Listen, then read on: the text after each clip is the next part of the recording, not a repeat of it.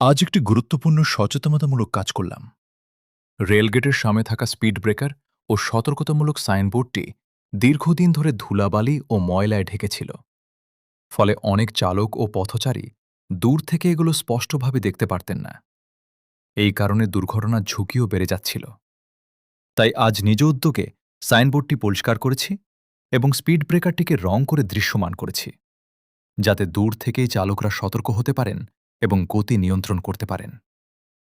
এই এলাকায় অতীতে অনেক দুর্ঘটনা ঘটেছে এবং মূল্যবান প্রাণহানির ঘটনাও রয়েছে।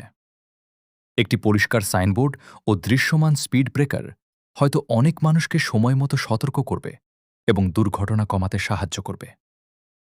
সমাজের জন্য বড় কিছু করার সামর্থ্য সবার নাও থাকতে পারে, কিন্তু ছোট ছোট ভালো কাজই একদিন বড় পরিবর্তনের পথ তৈরি করে। সচেতনতা বাড়াই, দুর্ঘটনা কমাই, নিরাপদ সড়ক ও রেলপথ গড়ি। এই কাজগুলো কোনো প্রশংসা বা স্বার্থের জন্য নয়, মানুষের উপকারের জন্য। তবুও যদি আপনাদের কাছে আমাদের এই ছোট্ট মানবিক উদ্যোগ ভালো লাগে, তাহলে ভিডিওটি শেয়ার করে আরও মানুষের কাছে পৌঁছে দিন। একটি শেয়ার হয়তো আরেকজনকে সমাজের জন্য ভালো কিছু করতে অনুপ্রাণিত করবে।